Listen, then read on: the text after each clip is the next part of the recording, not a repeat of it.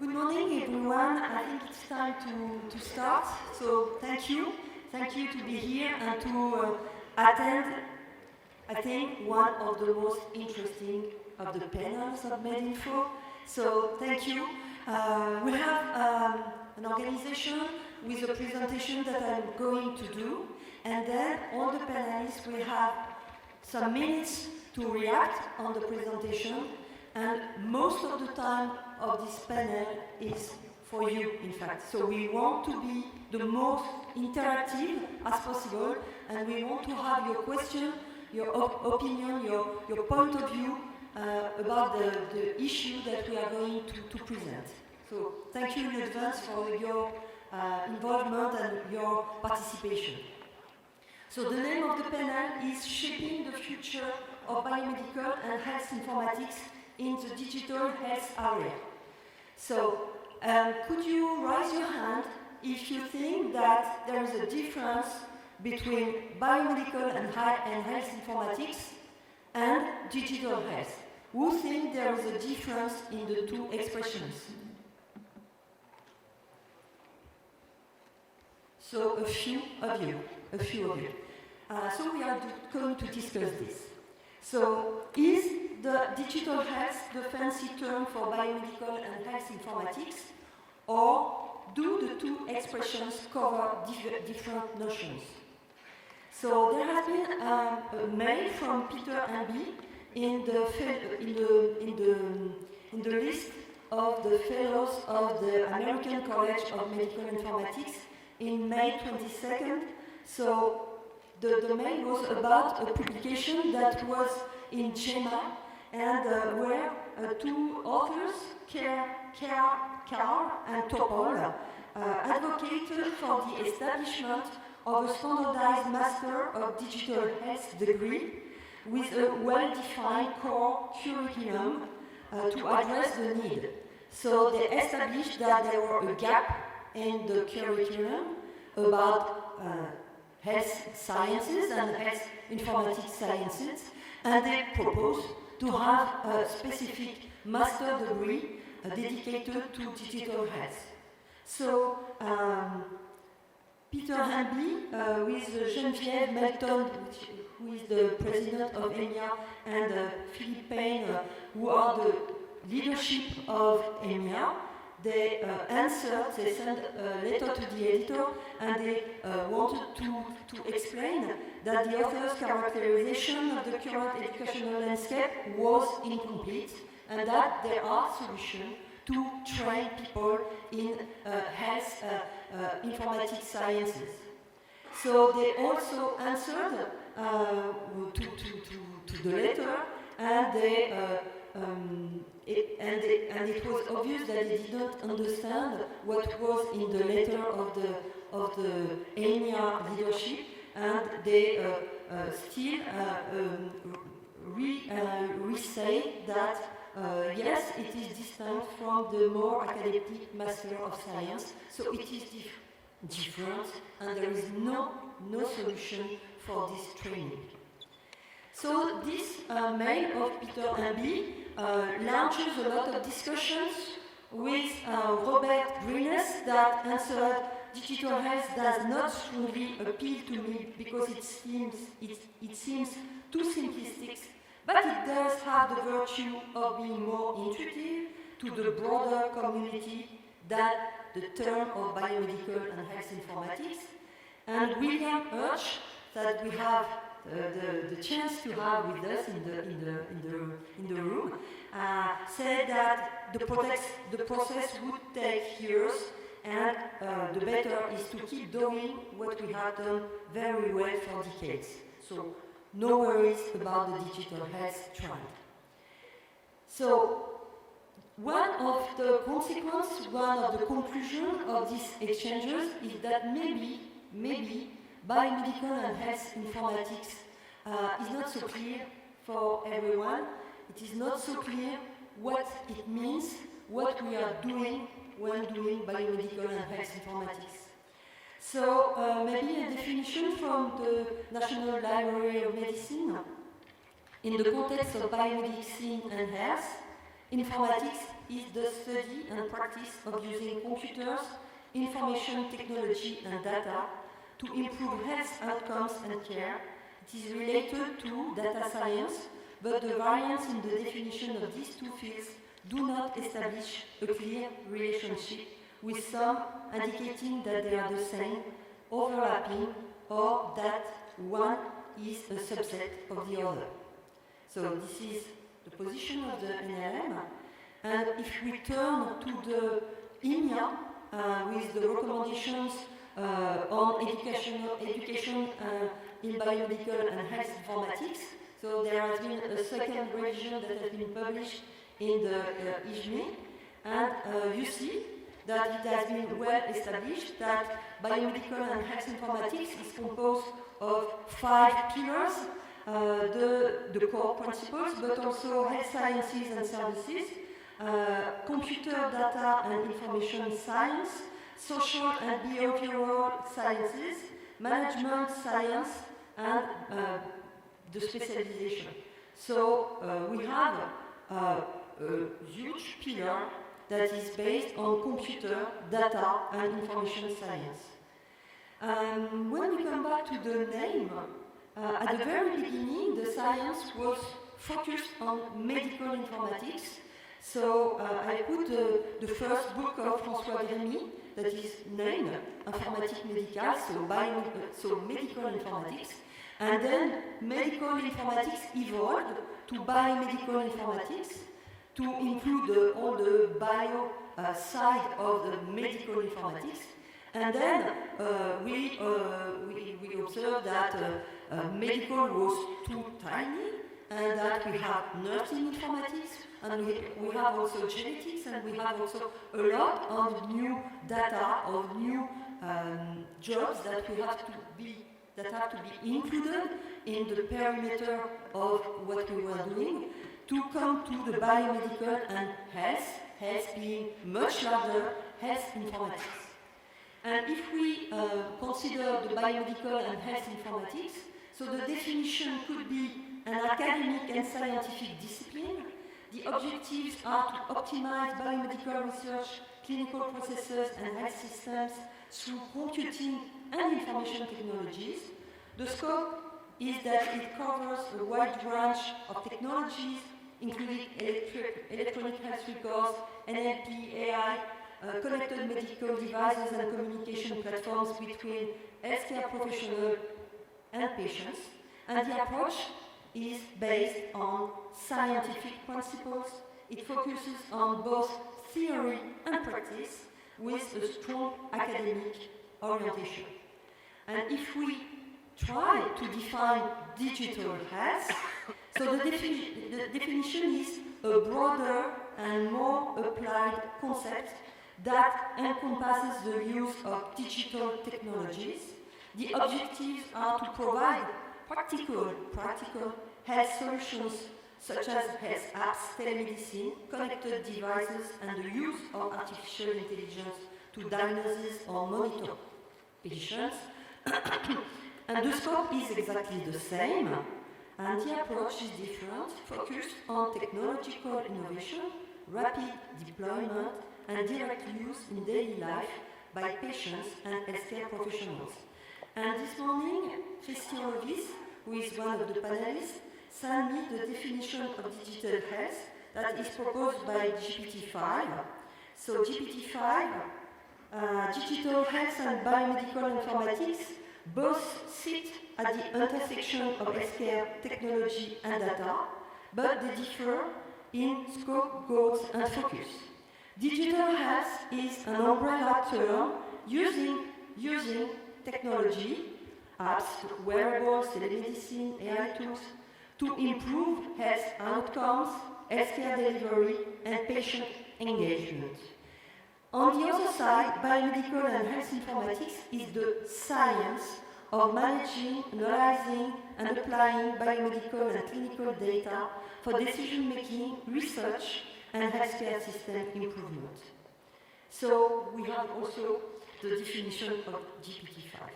So going further, we've seen that there is a really similar scope, but the definitions the objectives and the approach is different.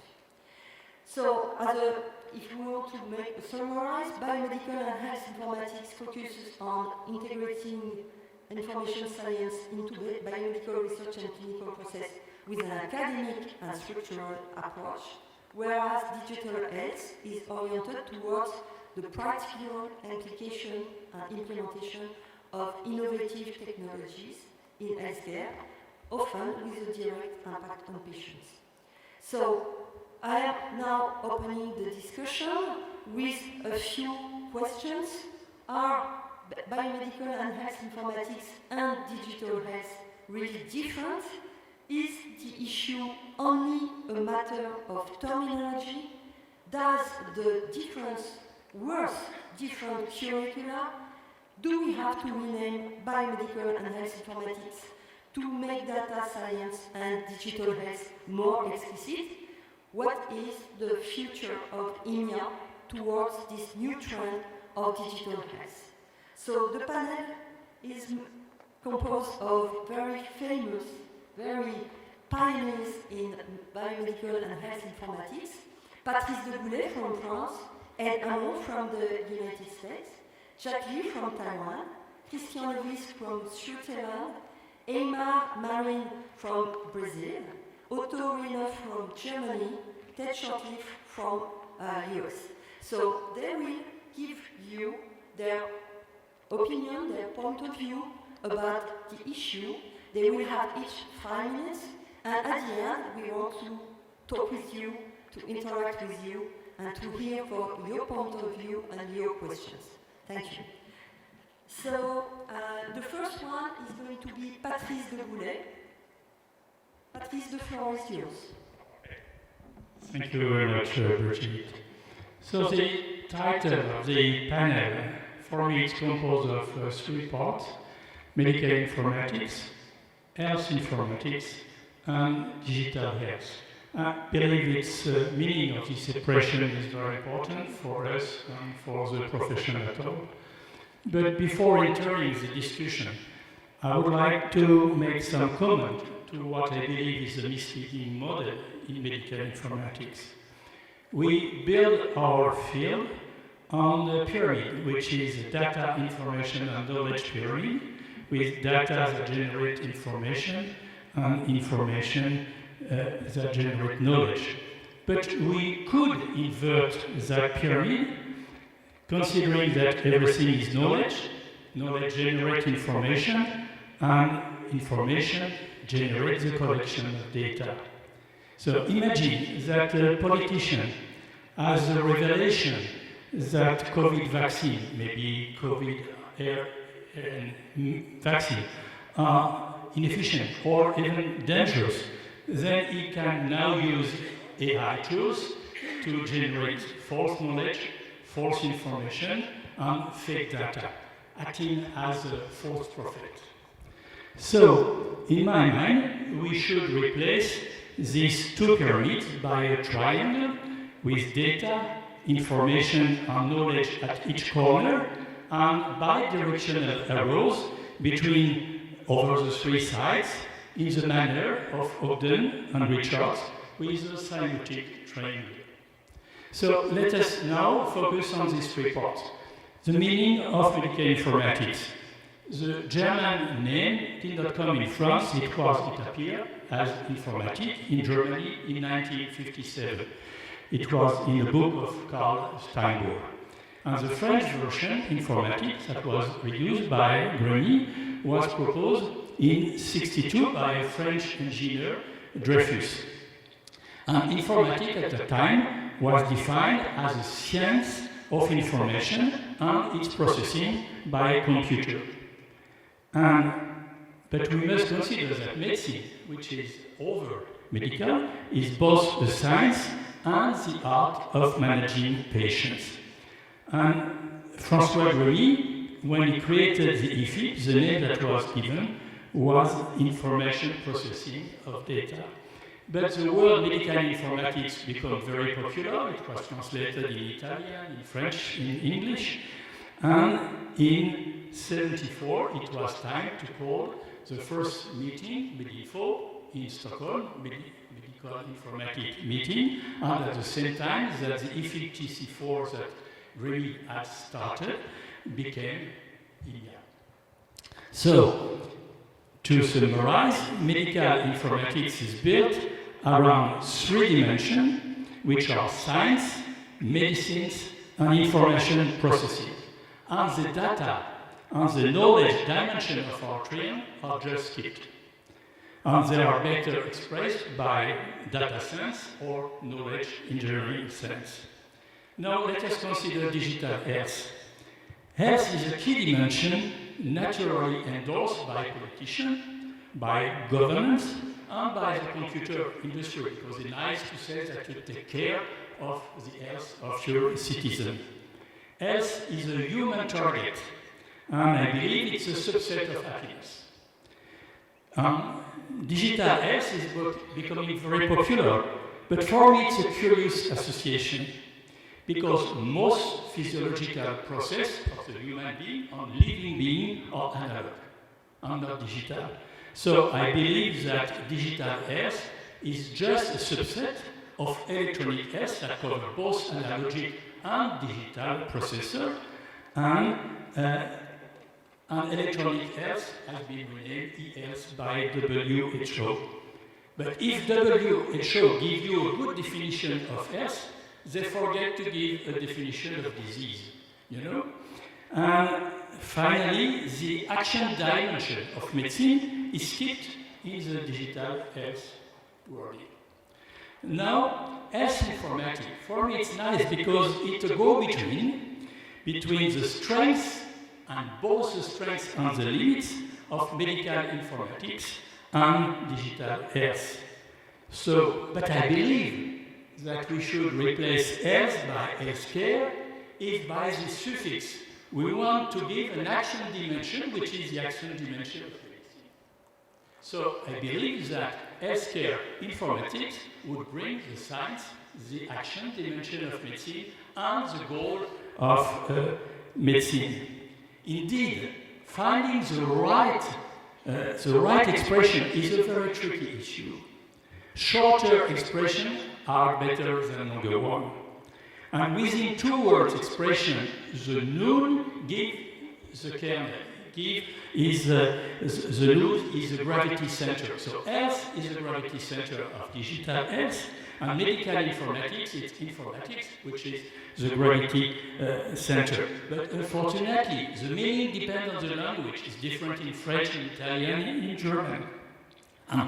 But any adjective or prefix to a noun reduces the strength of the noun.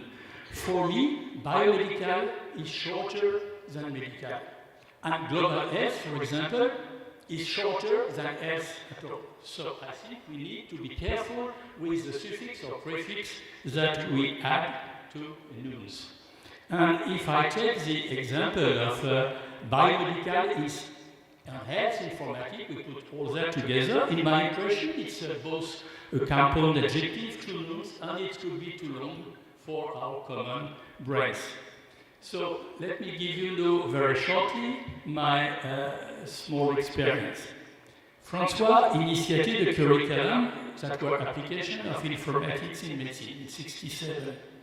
The curriculum was a part of a broader curriculum in data science.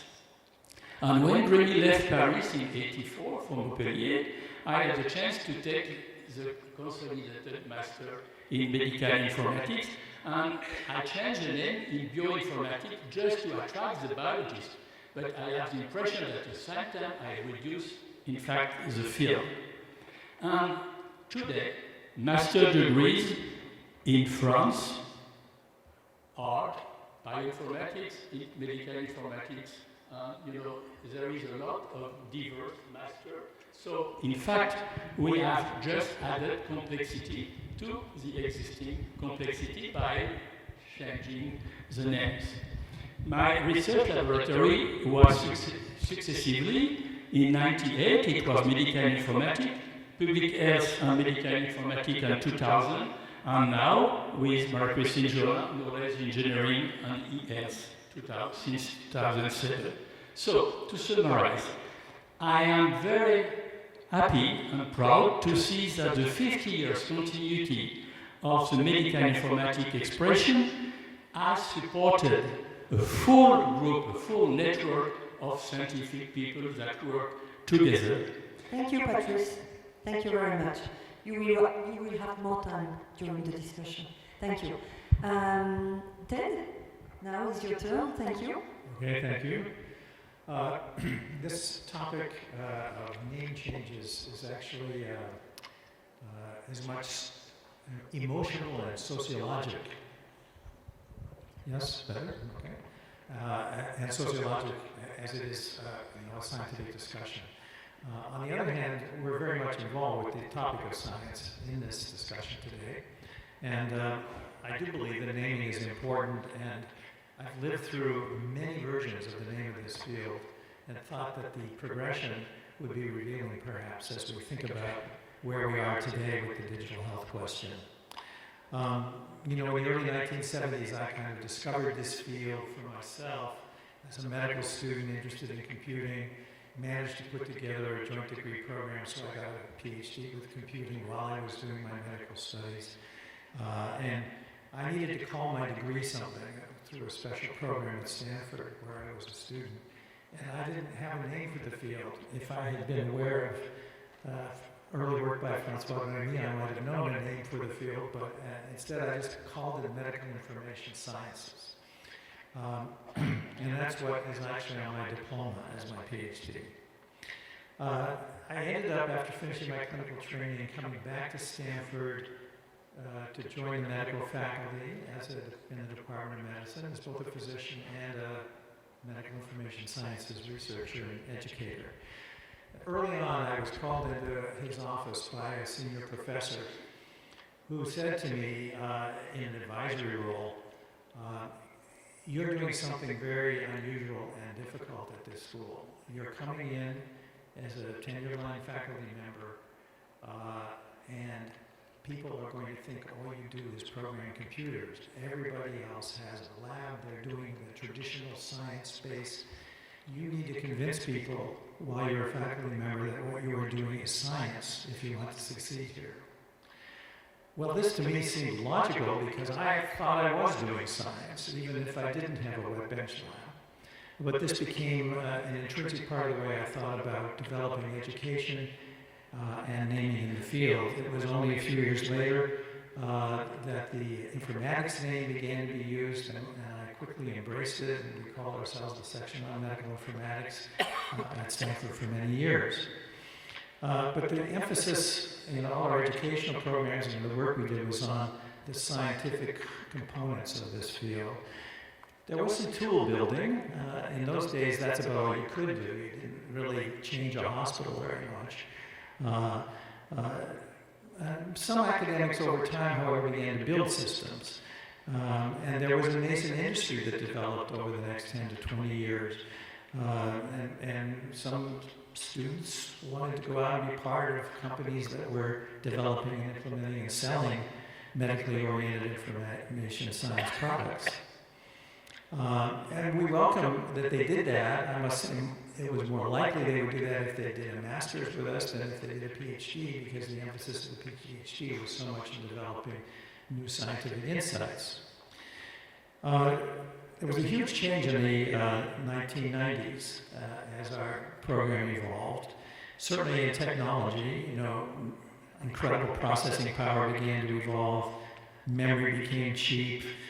Storage went up dramatically. There was networking everywhere. The internet had been commercialized. PCs were everywhere. New kinds of high-powered workstations were there. And naturally, the field began to evolve from a technical perspective. Interestingly, it also was evolving simultaneously in the areas of application, because the Human Genome Project was on in the 1990s. The biologists began to realize they needed to use computation in ways that we had been using it in the clinical side for some years. And as a result, as that decade went on, we heard first about computational biology, and then they coined the phrase bioinformatics to try to get the science separate from simply saying, this is a field about biology where we use computers. They wanted a name that basically said this is a science of itself that has an area of application in biology. So the two communities, however, bioinformatics and medical informatics, were somewhat separate, and they didn't share nearly enough information with one another, and as a result, many of us felt we need to build bridges and use the same methods and show how they generalize across many domains, especially as we saw personalized medicine developing and the bio and the clinical became more and more intertwined. And that led by about 2000 to the acceptance that we should rename the field biomedical informatics. By this time, AMI existed, IMI existed. It was ridiculous to change the name of those organizations. They tended to stress their initials rather than a change in the name from medical to biomedical. And within a few years, the health community said, look, you've got bio, but you don't have the population health end of the spectrum, and we really need to broaden it to add population health. So we saw a move. Some people kept using biomedical informatics, others said biomedical and health informatics, but now we had covered the entire spectrum of applications and the science that underwent, had the impact in those areas.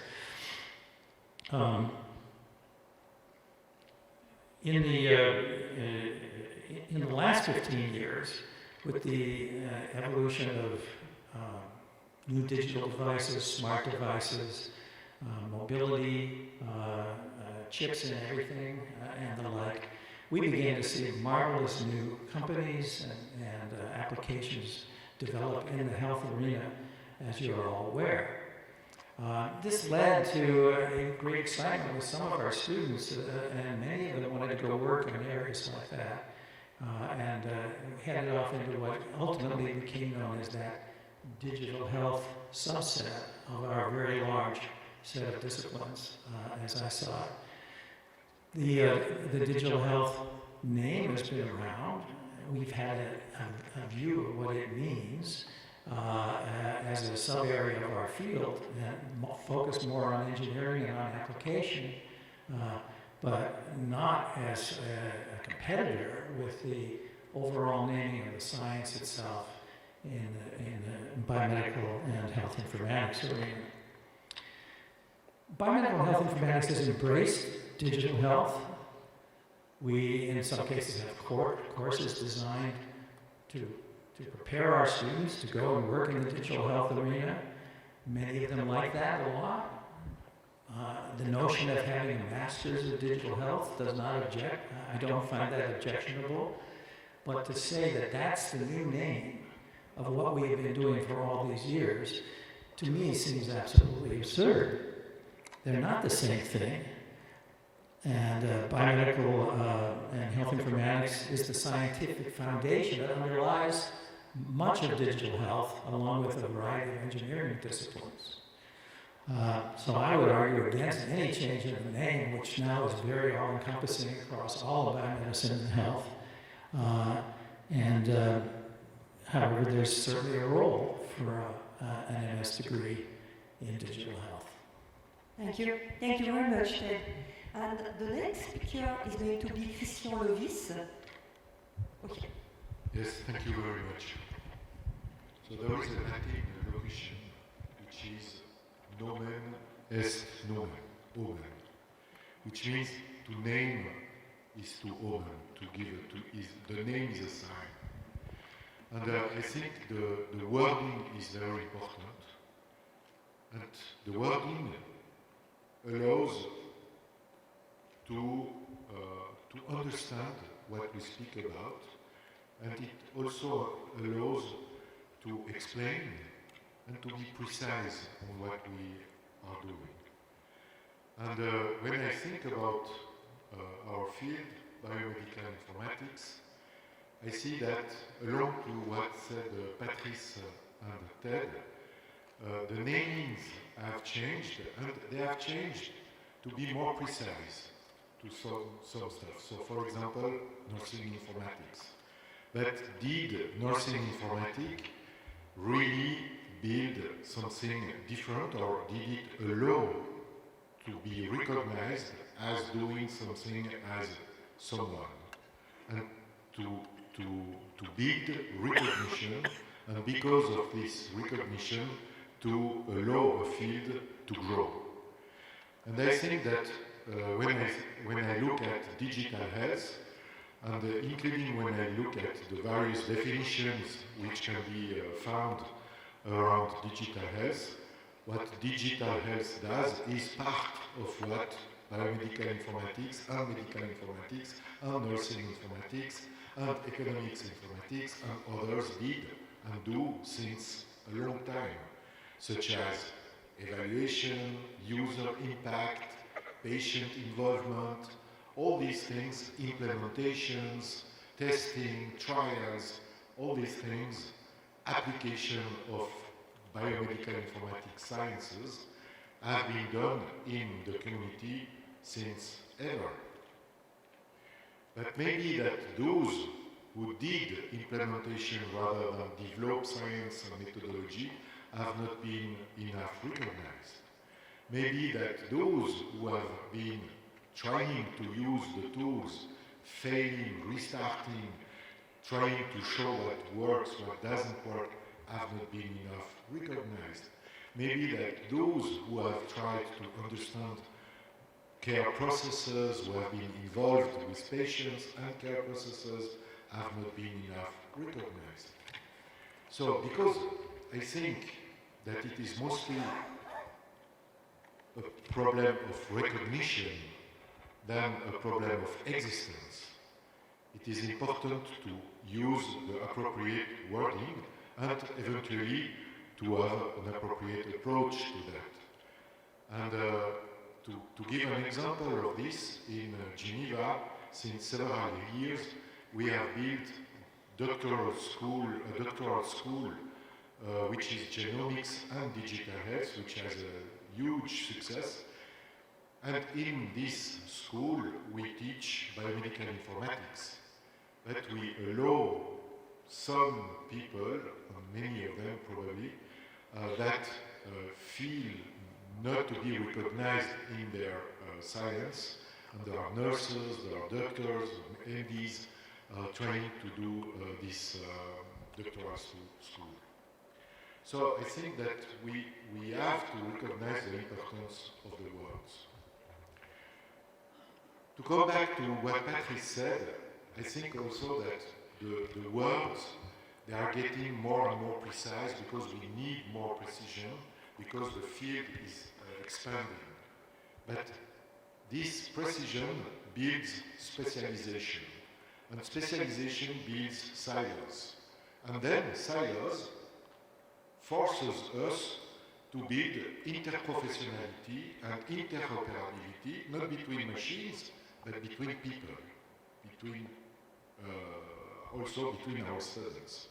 And we have to be very careful not to fall into the disease of medicine, which is this super over-specialization that makes that now you have the surgeon of the left thumb, which makes it really complicated when you break all your fingers. Thank you very much. Thank you very much. Now the floor is for Ed. Ed, we have a microphone. Yeah, thank you. Yeah. Okay, thank you. I'm actually going to go back to what I have been driving me for many, many, many years. And that goes back to Claude Shannon, who worked for Bell Labs in 1948. And he made information as science by giving it a unit of measurement, a bit. And what I was impressed with is that he estimated the informational content in a number of different things, including a paper, a single page, including a book, including a floppy disk, including the Library of Congress. But information is the key to that. A couple of quotations I would use. First of all, information is what the world runs on. Information pervades science from top to bottom, transforming every branch of knowledge. It connotes the cosmic principle of organization and order. It proves an exact measure of that. Information is a measure of uncertainty. Information is entropy, a measure of disorder. Information is a surprise. The science of informatics drives innovation that is defining future approaches to information and knowledge, management in medical care, clinical care, public health. What I really want to emphasize, the fact is that what this is all about is information.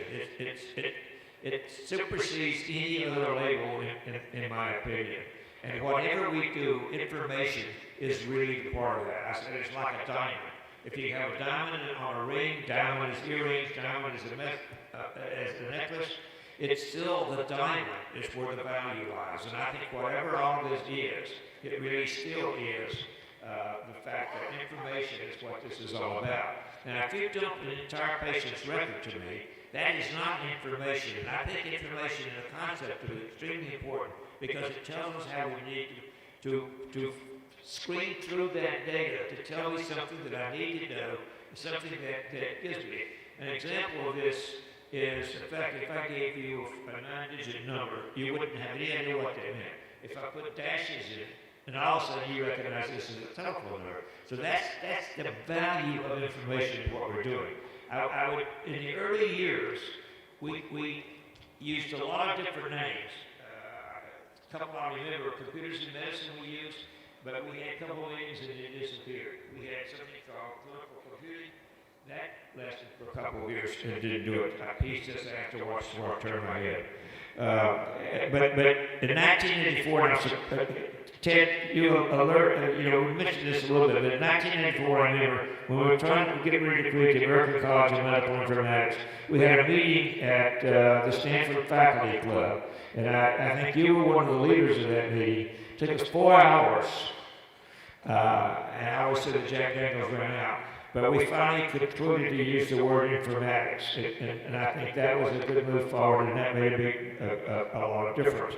My group at Duke, when it first created in 1967, was called the Division of Information Science. My current group at Duke is called the Duke Center for Health Informatics. Now, I did transition from medical to health, and the reason for doing that, I think it was a change in direction in terms of what we're doing. It implied that it's not just what happens inside the hospital, it's what happens period across the board. And I thought that was a meaningful change of what we were talking about. Part of what I'm really interested in is understanding what is the definition of digital health. If a patient verbally communicates to a clinician something that is important, is that part? That's not digital. That's part of that. And I think we need to recognize that information is independent of the media in which it's recorded. It could be film, it could be verbally, it could be video, could be digital, like code and computers. All of that is extremely important. I think informatics is a broad umbrella that covers the world. And what I get concerned about when we talk about digital health is how restrictive is it. I don't think that is meaningful. I think when you talk about information science or whatever other things you want to put with it, you have an idea what you're really talking about. With digital health, I get lost fairly quickly as to what you really are talking about. Informatics already is well endorsed, as Ted said.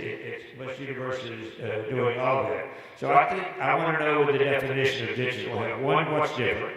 Two, how will the curriculum be different? What are you going to teach in digital health that we don't teach in informatics?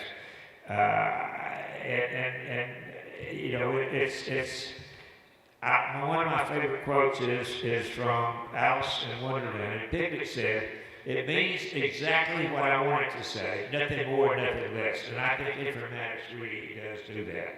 So for me, it's not a question at all. And I think it's more than to be a debate over what we call this and what we're doing. I think the point of that is the recognition that information is the product of what we are all about, whatever those words are.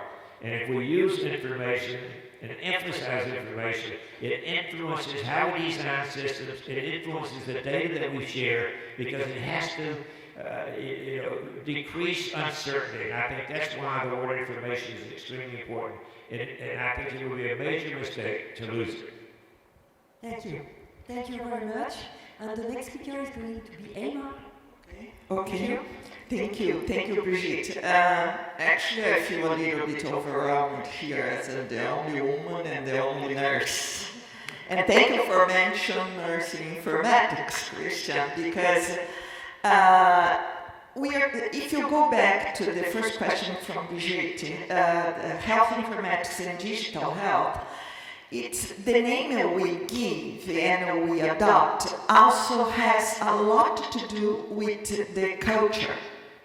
Because language is a reflect of our culture, right? I had that discussion, I hear Patrice saying about data, and Christian say about health informatics and the wide solutions we have now and how the field is expanding so fast.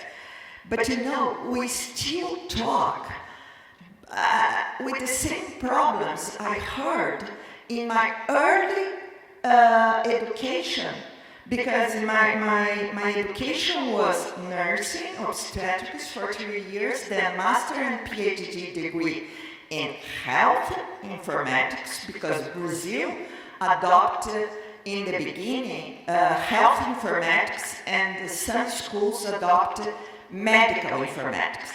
But that was because they were want to be representative in the board of the universities. If you have health informatics, medical informatics, and nursing informatics, you have the positions for 3 full professors, and then you have 3 people represented the field in the academic board, right? That was a strategy. They don't care about the name. When I went to Harvard to be trained by Charles Safran, it was clinical informatics. And when I came back to Brazil, I tried to implement doctoral programs, specialization programs, and master degrees in nursing informatics. So all the funny thing is, when I did it with Lucila and Machado, we have 15 years of programs funded by the National Library of Medicine in Brazil and Africa. And we started doing nursing informatics, but then some physicians from other universities became interested in the content of health informatics, because different of digital, we're talking about architecture, interoperability, standards. So they want to learn about this, and they came to do the program and got the title as graduated in nursing informatics. Later we changed the name. Our problem with in Brazil with biomedical, I discussed this with Ted in 2003 when he was the keynote for nursing informatics conference in Rio. The problem with us with biomedical term, it's because in Brazil there is a professional, there is a undergraduate program and graduate program in biomedical. It's a profession. It's a person that helps the lab analysis and do research for pharmaceutical clinic, for instance, industry. So if you adopted the term biomedical informatics, we are going to have the same problem as a medical informatics in the early years. That means some people think that medical informatics was just for physicians, and then they adopt health informatics to encompass all the other professionals like nutrition, diet, nurses, all the people. But you know, we're still talking about, we are a lot of resources, but we're still talking about quality of data. Patricia said about the data, information, knowledge, data, information staying the same if you invert the pyramid. But we're still talking about quality of data. That reminds me the papers from James Cimino. And we're still talking about to have the patient in the center. So we have a wide array of solutions, but still remains some lack in incentives, in finance and recognition. Brazil adopted recently digital health in some universities because it was an open opportunity.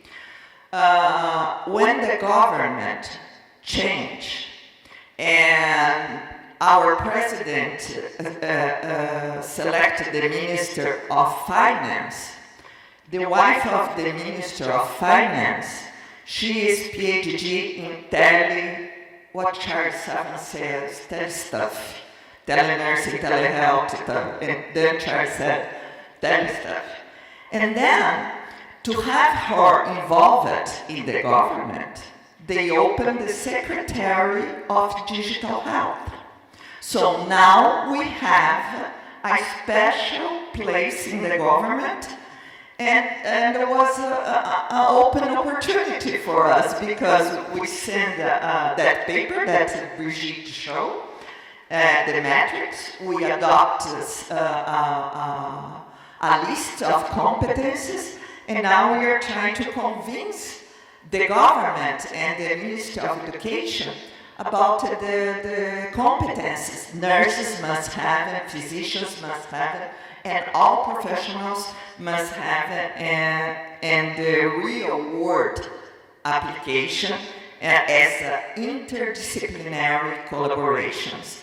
So we still have health informatics with some programs in digital, but as digital, we understand and we adopted the sense that health informatics must give the foundation for digital health.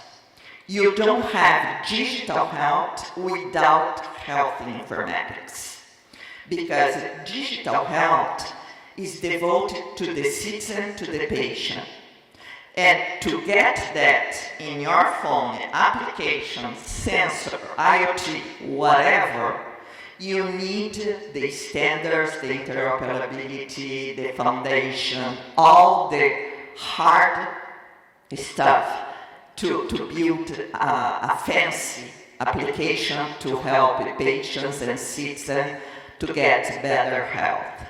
So, this is a bit of my 2 cents of collaboration. Thank you, Brigitte. Thank you very much, Emma. So now it's going to be Jack, and after to finish, Otto. So Jack first. Jack. Okay, all right. Well, I'm a little younger. I mean, I'm not in informatics so many years. But again.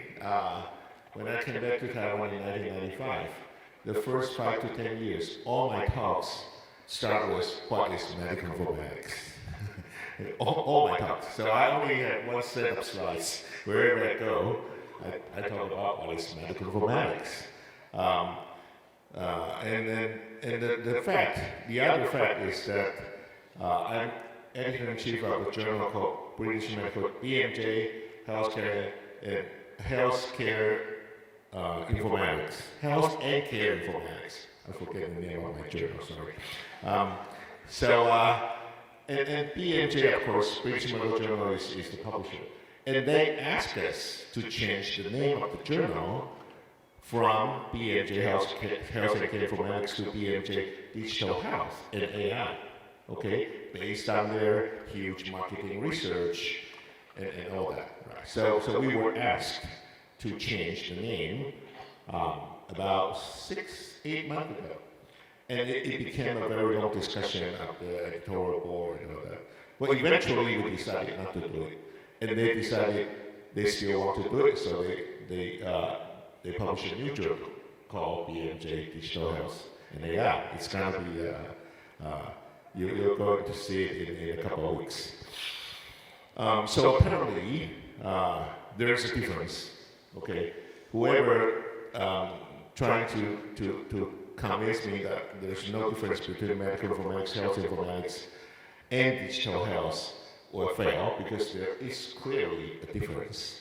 Although, of course, in a very abstract layer, they're probably very similar. So, okay, for me, medical informatics more about the methods and applications, and most importantly, in the research, right, and even implementation science, but it's mostly about the research to validate the methods and applications and theories that we came up with to solve problems in health or medical or nursing, in the whole area of health science.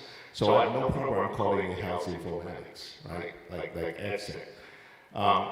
But again, for some people, health informatics over covers things that digital health covers, except that health informatics is, for me, it's again always about research. I mean, it's in the heart of all this informatics.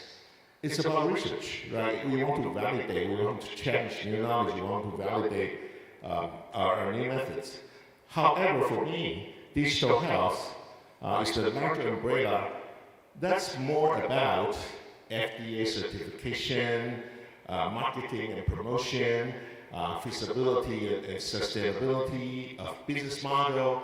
You know, in medical informatics or in health informatics conference, we rarely see anybody talk about business model. Do we?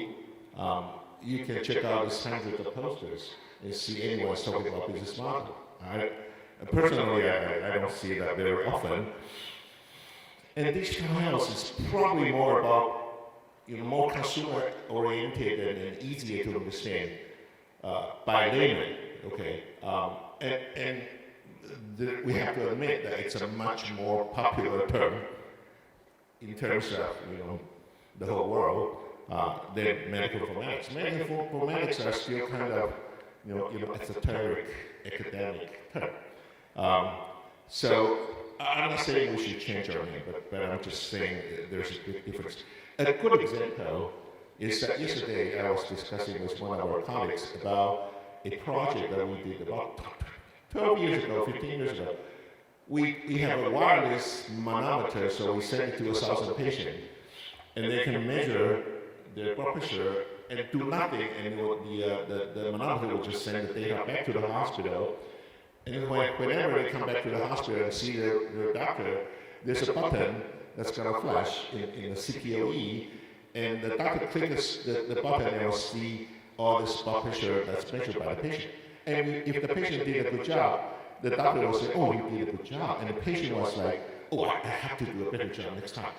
And before that, the patient came up with a piece of paper and the random numbers writing on a piece of paper. And they always forget that piece of paper when they come to see the doctor. So the doctor's happy about it, and the patient's happy about it, and we write a paper, and we're happy about it. But the problem is, after 1 year, the project funding stopped.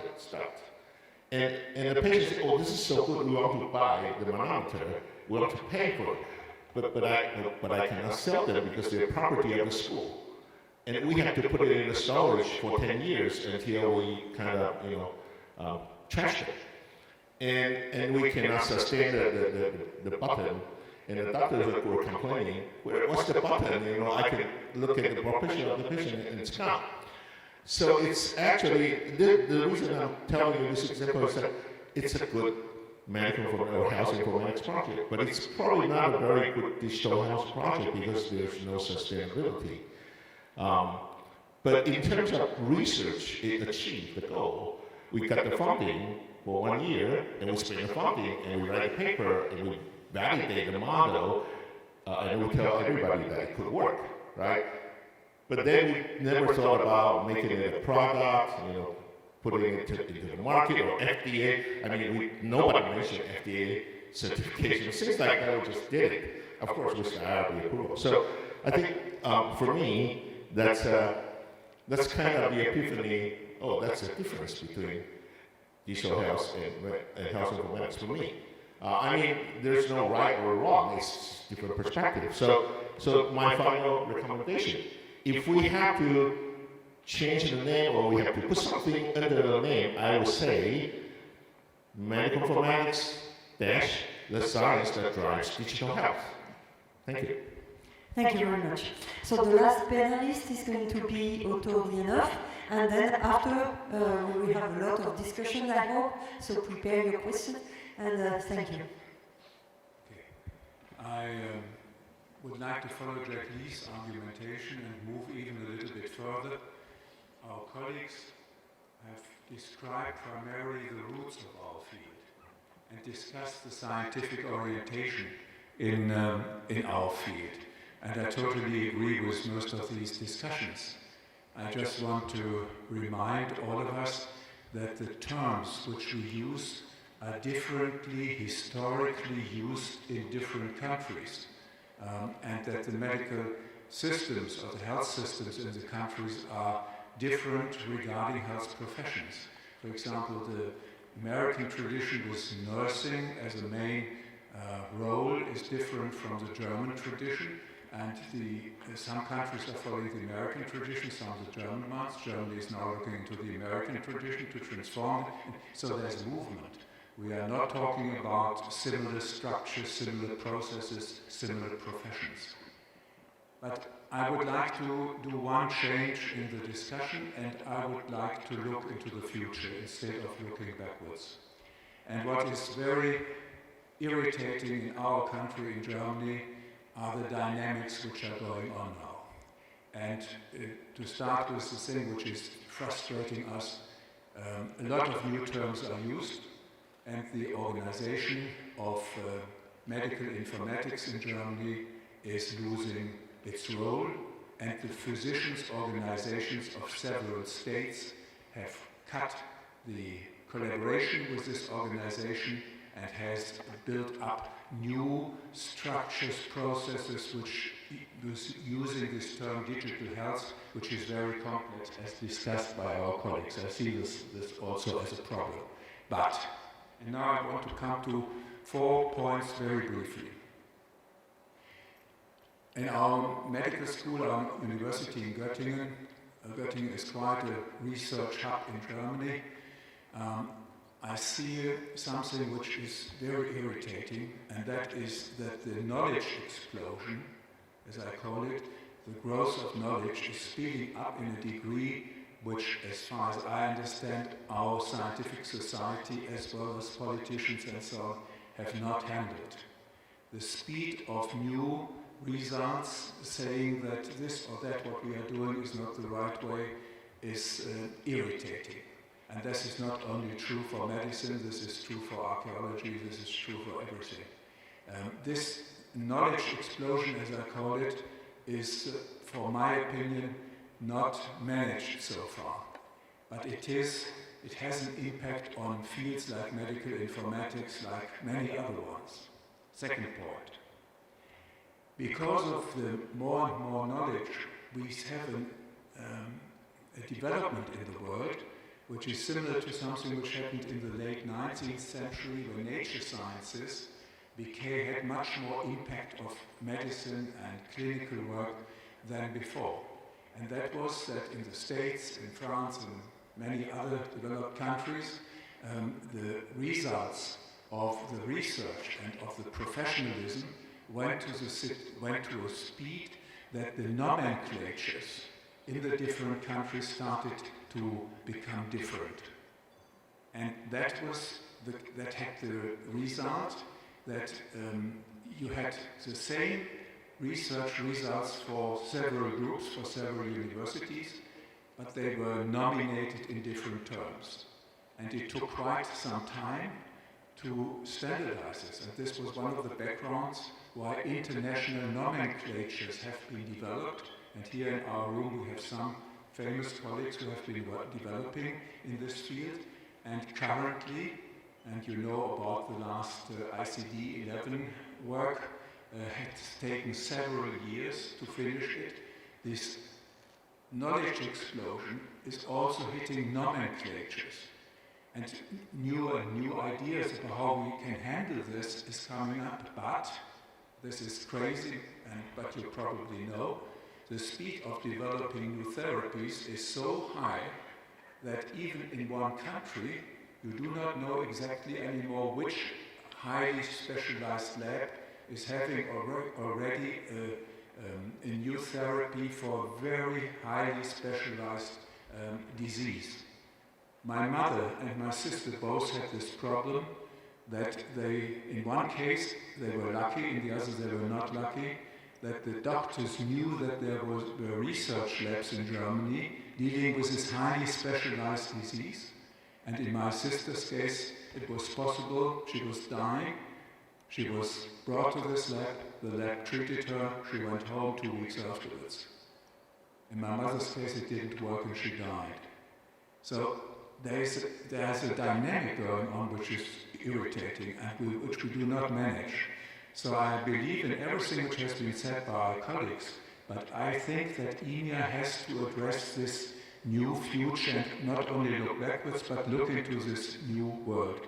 And I personally believe that this difficult term digital health is only, how shall I say, an approach to help to bring some help to this chaos, to nominate this chaos. But it is dangerous for us. The medical school in Göttingen has already 4 professorships in digital health in clinical fields. And this is extending. This is not, for my opinion, not positive at all, looking at the discussions which we had, but it is going on. Another point, robotics are moving ahead. We have the same development in robotics, and a lot of the treatment phases are now in a field that a robot treated cells which you as a human being can neither see nor find, nor is the way your hand's working is possible to do an operation on this. So what is this? Is this engineering? Has it something to do with our field or not? And there are more and more other things. I want to come to one, and then I come to my suggestion, come to one more even complex aspect. And that is migration of populations. Because of climate change and other reasons, wars, we see a massive migration, which not only produces a language problem, because doctors see patients which cannot speak in the language of the patient, or the other way around. We have more and more doctors, at least in Germany, from foreign countries, because Germany doesn't have enough babies, so we have a major move of professionals from different countries to us, etc., but also, and now I'm coming back to history, when I wrote my PhD thesis on ECG analysis and CDSS and ECG in the early 1970s, it was already known that the ECG of Japanese people is slightly different in 2 or 3 points from the European population, and that you cannot take the ECG analysis programs, which were developed by European universities, to apply to a Japanese population. If we have this knowledge explosion with more and more genetic information and so on, what does it mean to what doctors have to know, how they have to decide, how can they speak to somebody who has a different language, and. So I summarize this. I agree with my colleagues on the historical roots and all these complex aspects of how to use specific terms.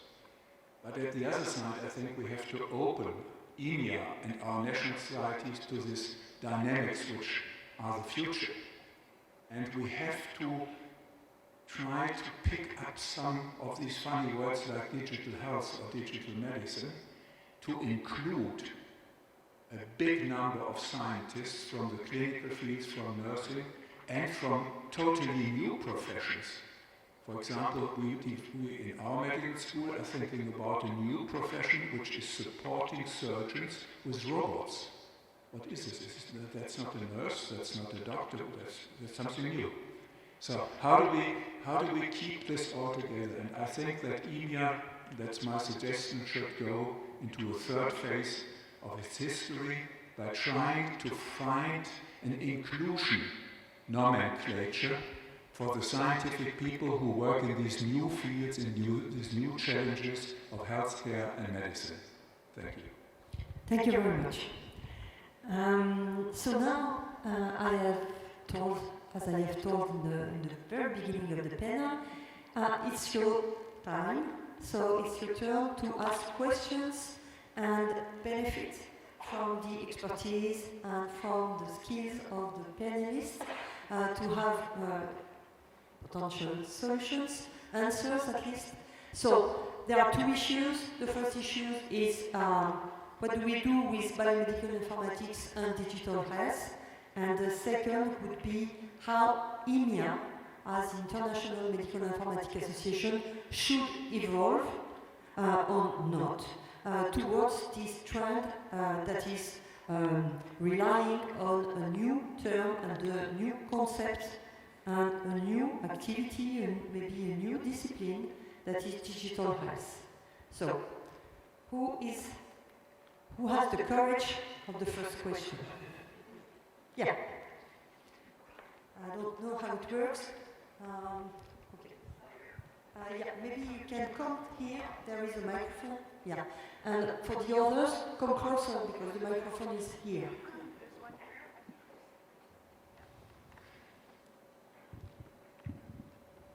Yeah. You say who you are. Sure. Thank you. That's very important to say who I am. I am a professor of digital health and AI. Good. That is why I am here. Yeah. And I am like student of these great people. So I do what you say, respect each and every word what they have told, and it is absolutely correct. And then comes, can you hear me, right? Okay. So the correct thing is actually we are like, okay, we are like a next generation. So for me, as a professor of digital health, I never compare informatics or biomedical informatics. By the way, my institute is Graduate Institute of Biomedical Informatics, but I do digital health, which is totally fine. Why? Because the way I see digital health is not only in terms of analytics, research, which is the core for informatics, that is information. But digital health goes beyond only in the analytics. It goes into the services. How patient is interacting, what device he or she is using, whether we are using wearable device or not, whether we are, how we are trying to provide comprehensive services. For me, that is digital health. Where we also do analysis of the data which we collect from our wearable device, then back to informatics. So that is how I distinguish. So, just to check, so you are a professor in a department that is called Biomedical and Health Informatics, but you are a professor in Digital Health and AI, and there are other professors of Biomedical Informatics and Health Informatics in the same department. Exactly. Okay, so you offer to the students courses in both, so in digital health and in biomedical and health informatics. Okay. So, do you have a question to the panelists, maybe? The question is just, is it okay to coexist these two terms without distinguishing? Number one. Number two, now we are talking about digital twins. Okay. So where it goes, if we start arguing between digital health and informatics, then we put the third term of, and our professor told like robotics, then how it is going to work? Okay. So who is going to take these questions? Okay. So the first question was, is there room for the two? Can they exist together? Digital health and biomedical and health informatics. And the second question was about digital twins. Is it part of digital health or biomedical and health informatics? So, Ted? Okay. So, Ted for the first part and Otto I for don't the think second. that any of us suggested that they could not coexist. My sense is that digital health has become a recognized term for a subset of the activities, an important subset that we embrace.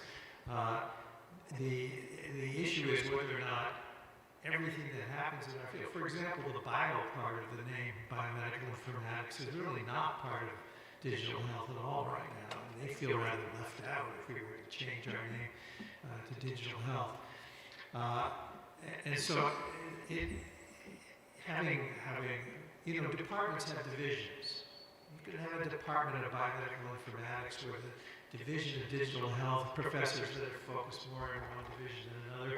There are ways to have these coexist and to recognize the importance of the sub-areas without trying to eclipse one with another, particularly, especially something new with what was here before. And just to comment on digital twins. Digital twins are just for me one tool set to, how should I say, standardize, ease the management of growing of digital information between a patient and different doctors and specialists. So this is a different level for me.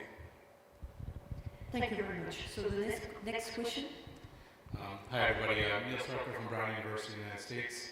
So at Brown University, we're thinking about titles. We only have two kinds of faculty in the medical school. We have professors of medicine and we have professors of biology.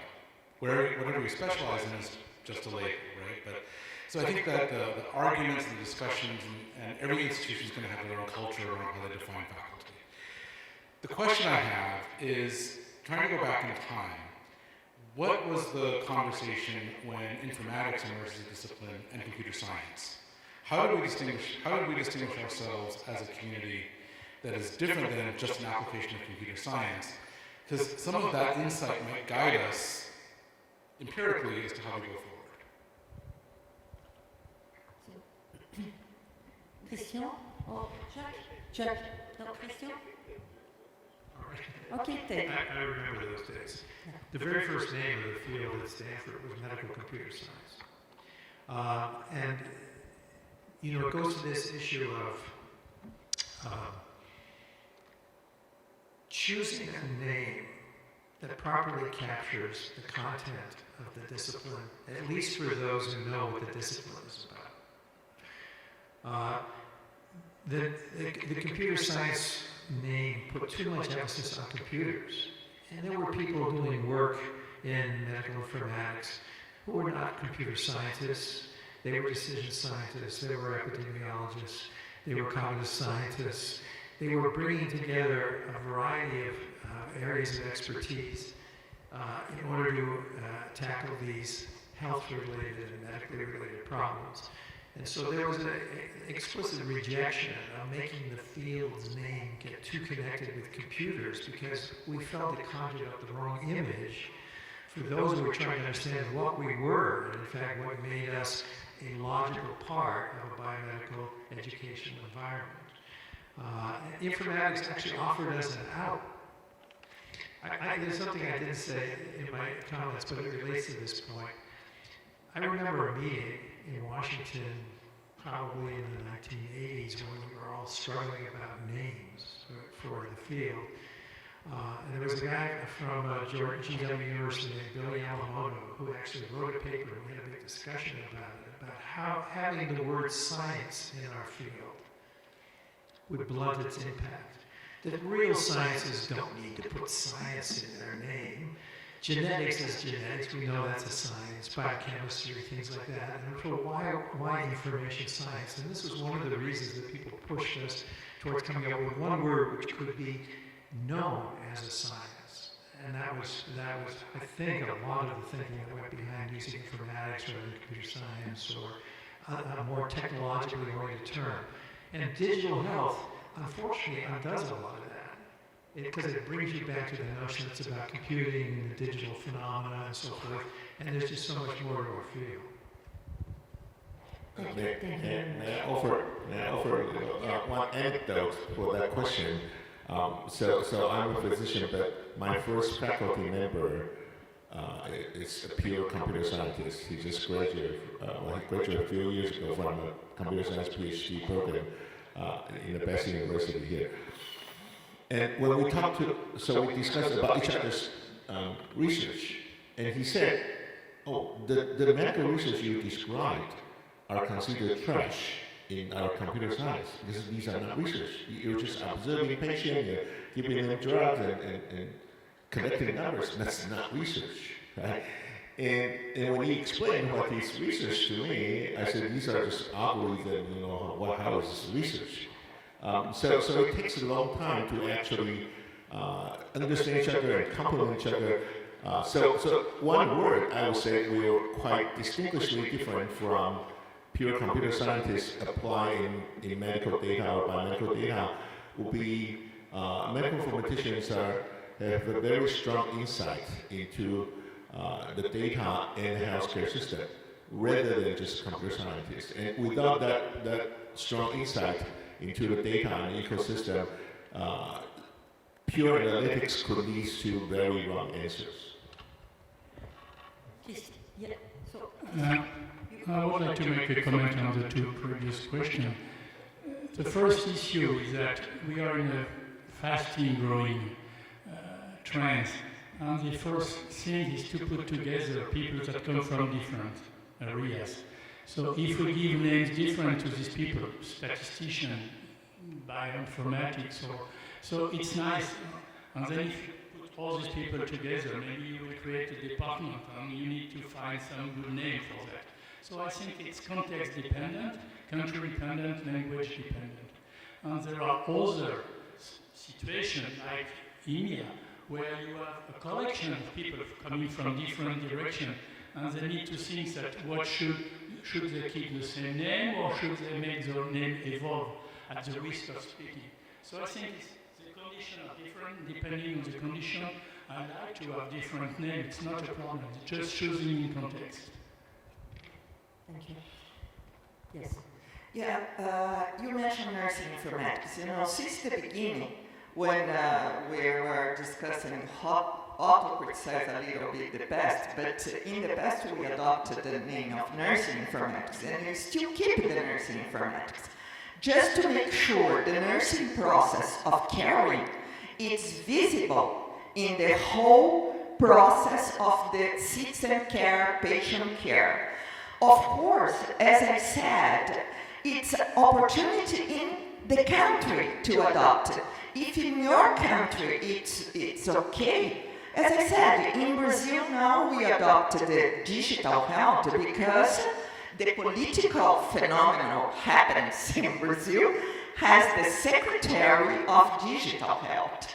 But does not mean we are changing the name because a challenge in one country sometimes does not justify the change for all, because we need to respect, as I said, the terms and the languages represent our culture.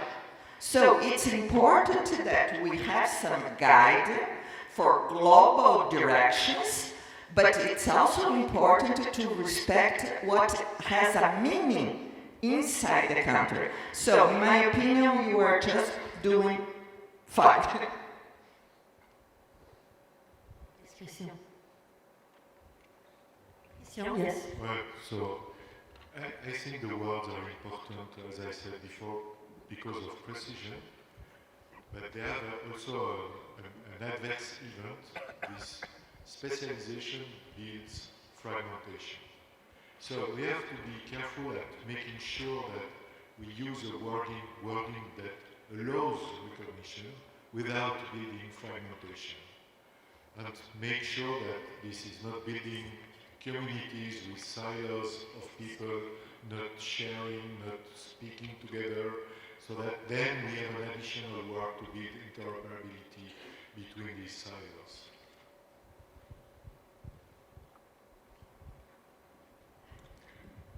Ursula Hübner from Germany. Thank you very much for this very comprehensive and interesting statements and discussion. What comes to my mind when I listened to your talks were two things. The first thing was, don't change your name too often.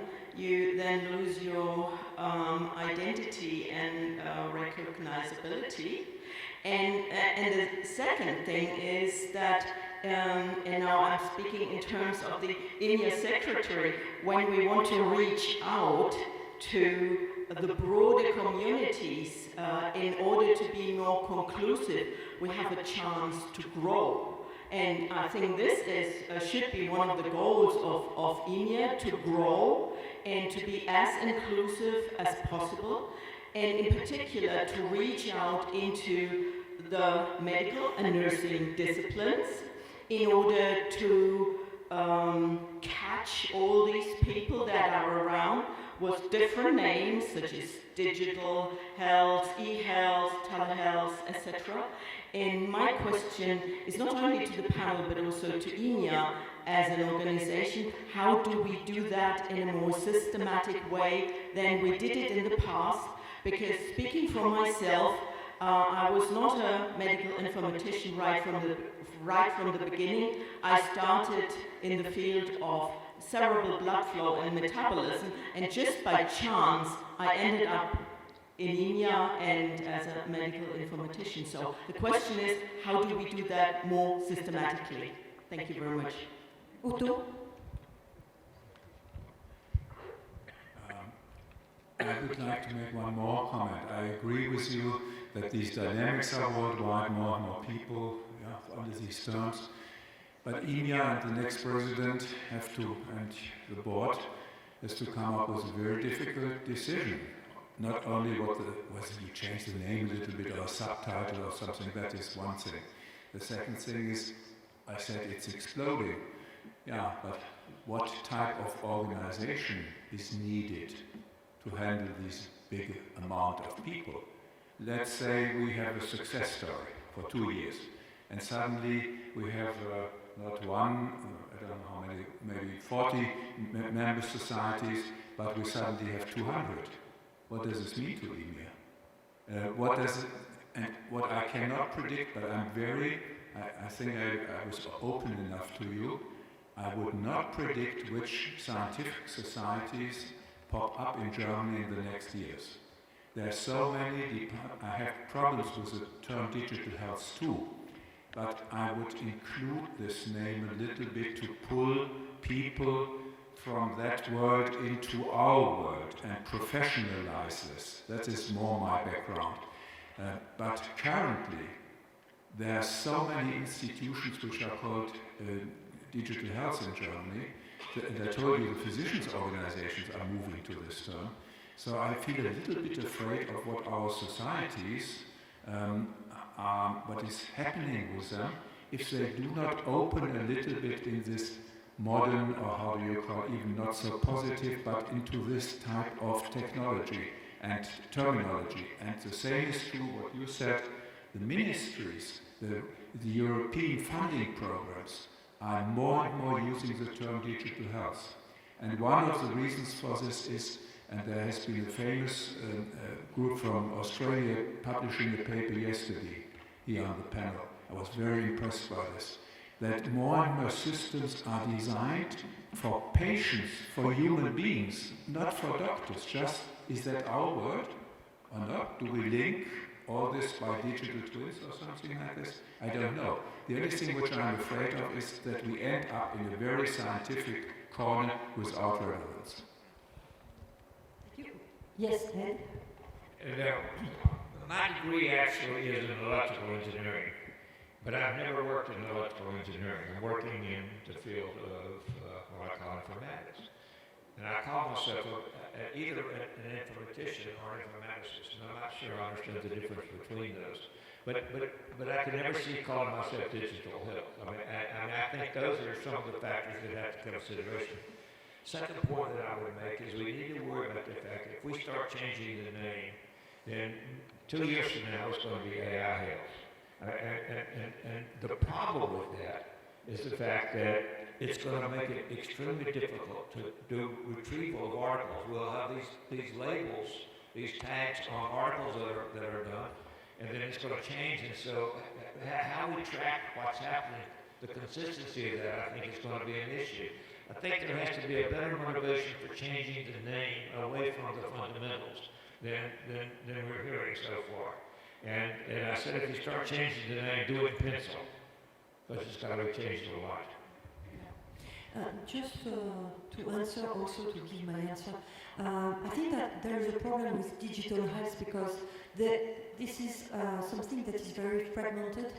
We don't have any even national representative of digital health. So we have even less international. So because if we had, because the trend is organizing, if we had someone to talk with, then we could explain them and try to engage them to join IMIA, having maybe a working group on digital health, so with a vision at the international level. So, but for the moment, we have a lot of little structures and that essentially are based on startups, and it's difficult to engage them with biomedical informatics and health informatics, and most of them don't even not know that this exists. And the paper from Topol and I don't remember the other name,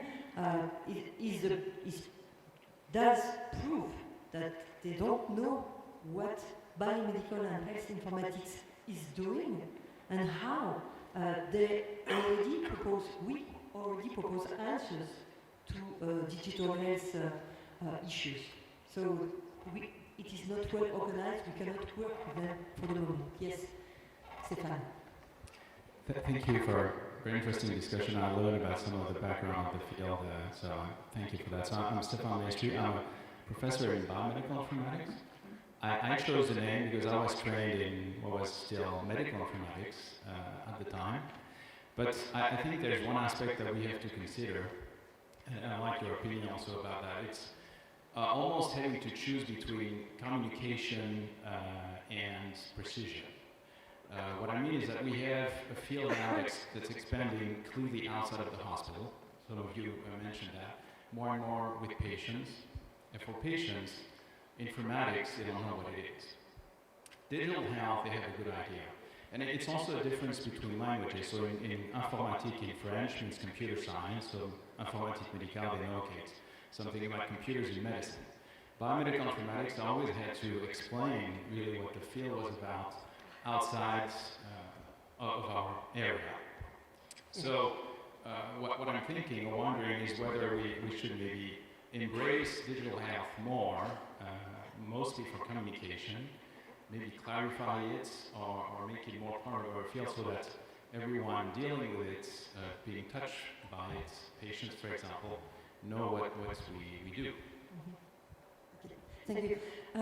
Just a comment in 1 minute, because we are almost done. And okay. It isn't clear. I agree with your comment about people not knowing what biomedical informatics is. Although, frankly, in our country, I think that's a lot better than it used to be. It's improved. On the other hand, it isn't clear to me that changing the name of digital health is going to fix that. The real question is, what's the PR problem that the field has in being recognized and described and embraced by a larger population? I would say the medical world is beginning to really figure out informatics as an important part that they need to learn about. We see this with all kinds of people signing up for courses in clinical informatics, fellowship programs for physicians and nurses and others that exist. So the PR question is worth considering by the IMIA board. And the IMIA board and APAMI and all the how do we get better understanding of why we are so darn important? Thank you. Vilma? I'm from the US, I'm Vilma Patel. Although I'm a professor in biomedical informatics, I'm really a cognitive scientist. I knew nothing about informatics for many, many years. Even when I was an associate professor in the Department of Medicine and Psychology, I didn't know the word informatics at all. So the important point is, how did I come to be as a cognitive scientist arriving in the field of informatics? I'm a basic researcher. I still believe in scientific research. I still stay in the domain. And I still believe there is a generality, no matter which country, where you come from, we're all human beings. We all interact with machines and systems. And therefore something generic about how we think, how we reason, how we make decisions. However, when you go to each country, each culture, each organization, each political framework. This is supposed to be more applied or more contextualized. So what, if I view the field of biomedical informatics as the processing of information by human beings and machines, then I believe that the local specialization of each as local science of design. You design for the specific for your culture, whatever the country you come from, whichever the culture is, taking the generic information that already scientists provide. Then from there, what you look for is how can you make it more specialized in that. The next most important thing that EMEA has to worry about is these all countries to communicate.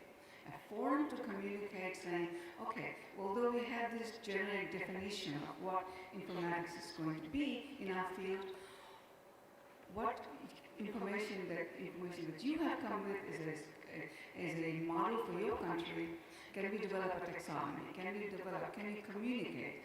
Can we have the same language or framework to do? I think this is very important that we just don't change names as we feel like it as times change.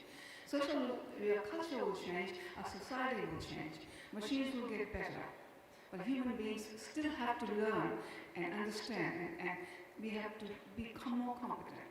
So saying that, I think scientific foundation, academia is still going to be paramount, and I agree with Professor Reinhardt that we have not managed the information well enough to be able to communicate with anything, but I'll be very afraid if we have barefoot people who don't understand the scientific foundation, run around deploying information out there in machines, and academia, which sits there, doesn't have anything to do with the real world, or the machine, or doesn't help the industry to develop. So basically, my comment is basically, it's a very perspective from social and cognitive scientists, quite unlike the other. Thank you. Thank you. We just take the questions, Yep. and then we will discuss later because the time is over. So just the question, and then we will talk. I just want to share, put it to the panel. There's a parallel conversation going on. My name is Teng Liao. I'm a retired professor of general practice and health informatics. So another approach. But what I want to share, there's a parallel narrative going on in the WHO world.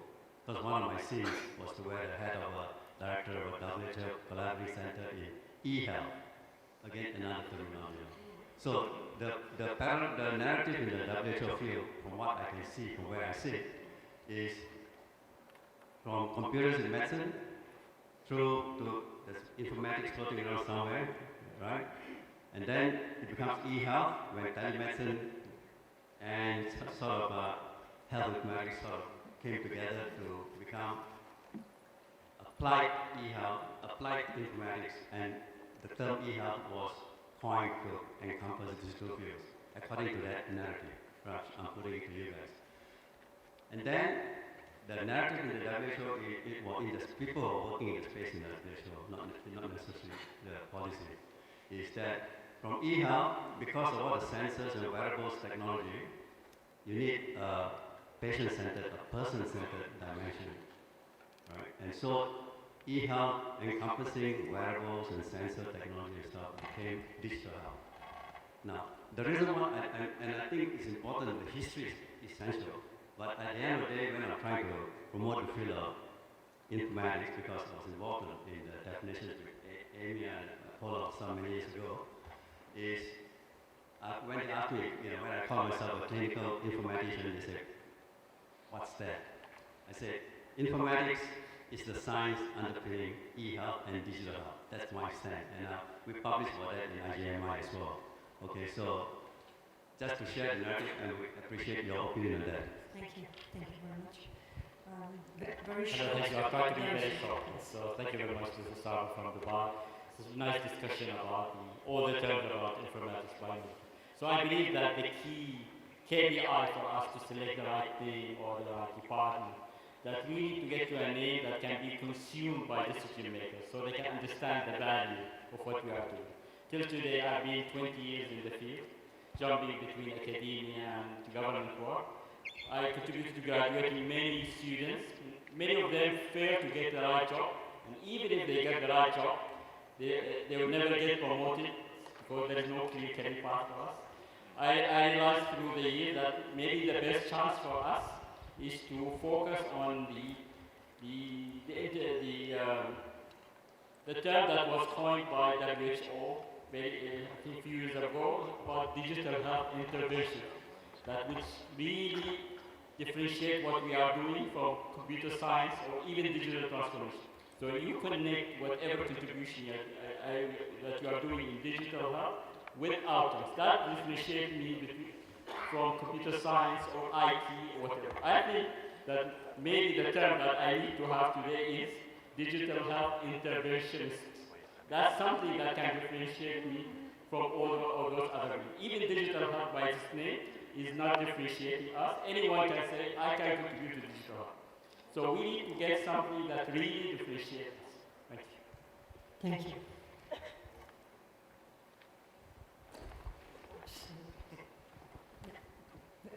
Very short, please. Hi, my name is Jordan. I'm from Minnesota, United States. I'm been a clinician in the acute care setting for about 6 years, and I was inspired to go into health informatics to kind of see what my effect could be on the hospital systematically. So what I'm wondering is, I was told that offering clinician experience to health informatics can be valuable, but is it better to just stay either the path of health informatics or bioinformatics, or is it better to blend the two to provide more well-rounded service to the patients? Because when I think of informatics in this perspective, I'm always thinking about how in the long run it affects the well-being of the patients. Thank you. I think that we have to stop now. So thank you very much for your participation. Thank you to the panelists. And I hope that this panel has inspired you and make you think about, and if you have any ideas, don't hesitate to send mails to each of us or me, maybe, and then I will share. We want to together collectively shape the future of EMEA according to what we think and what we think is best for EMEA. So thank you very much. Enjoy MedInfo and see you later.